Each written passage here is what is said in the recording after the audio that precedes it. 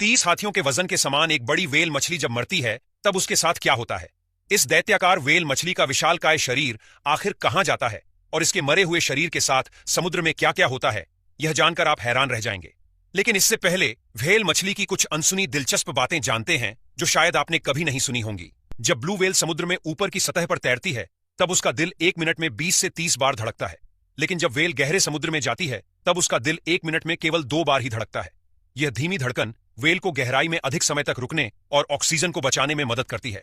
Blue whale का दिल एक कार जितना भारी यानी 600 से 900 किलोग्राम जितना होता है और उसकी जीभ का वजन भी एक छोटे हाथी जितना यानी तकरीबन 3500 किलोग्राम जितना होता है। व्हेल का सोने का तरीका बेहद अनोखा और अद्भुत है। दरअसल ब्लू व्हेल जब सोती है तो उनका मस्तिष्क का आधा हिस्सा सक्रिय होता है और दूसरा आधा हिस्सा आराम करता है, क्योंकि व्हेल एक स्तनधारी जीव है और उसे सांस लेने के लिए कई बार पानी की सतह पर जाना पड़ता है। और अगर भूल से भी व्हेल पूरी तरह गहरी नींद में चली जाए तो वह सांस लेना भूल सकती है और उस प्रकार से डूबने से उसकी मौत भी हो सकती है। इसलिए व्हेल अपने मस्तिष्क के दोनों हिस्सों को बारी बारी से आराम देकर सोती है और कभी पूरे मस्तिष्क को एक साथ नहीं सोने देती। दूसरी ओर जब मादा ब्लू व्हेल प्रजनन के लिए तैयार होती है तब 2 से 5 नर ब्लू व्हेल वह मादा को आकर्षित करने के लिए आपस में प्रतिस्पर्धा करते हैं। यह स्पर्धा गहरे आवाज निकालने की और अंग प्रदर्शन की हो सकती है। अंत में मादा व्हेल उस नर को चुनती है जो शारीरिक रूप से मजबूत और गहरे स्वर का होता है।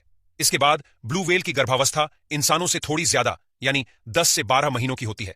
आमतौर पर ब्लू व्हेल एक ही बच्चे को जन्म देती है। जन्म के समय बच्चे का वजन 3000 केजी तक और लंबाई 20 फीट तक होती है। जन्म के बाद मादा व्हेल अपने बच्चे को दूध पिलाती है जो बच्चे के लिए बहुत जरूरी होता है। ब्लू व्हेल के बच्चे का वजन हर दिन करीब 90 किलो तक बढ़ता है। अब करते हैं सबसे महत्वपूर्ण बात, ब्लू व्हेल मछली जब मरती है तब उसके साथ क्या क्या होता है। मृत्यु के बाद व्हेल के शरीर के साथ कई प्रक्रियाएं होती जिन्हें व्हेल फॉल कहा जाता है। यह व्हेल फॉल मुख्य रूप से 3 स्टेज में होता है। यह तीनों स्टेज समुद्र के सब जीवों के लिए काफी महत्वपूर्ण होते हैं। स्टेज 1 जब व्हेल की मृत्यु होती है तब उसका वजनदार शरीर समुद्र में डूबने लगता है। लेकिन कुछ व्हेल के शरीर में गैस होती है और गैस की वजह से वह पानी के ऊपर तैरता रहता है। लेकिन जैसे ही शरीर में से गैस निकल जाती है तब धीरे धीरे वह गहरे समुद्र में डूबने लगता है। जब व्हेल का शरीर समुद्र की गहराई में पहुंचता है तब पहला चरण शुरू होता है जिसमें कई प्रकार के बड़े और छोटे जीव जैसे कि शार्क, क्रेब्स और अन्य मांसाहारी मछलियां व्हेल के मांस को खाने लगती हैं। यह चरण तकरीबन 1 से 2 महीने तक चलता है। स्टेज 2 यह स्टेज में व्हेल के शरीर का मांस खत्म हो चुका होता है।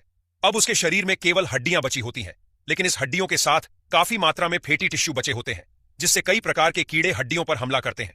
वे हड्डियों में से वसा को निकालकर खाते हैं। यह चरण 2 से 5 सालों तक आराम से चल सकता है। स्टेज 3 यह स्टेज को सल्फोफिलिक स्टेज कहा जाता है। इसमें व्हेल की बची कूची हड्डी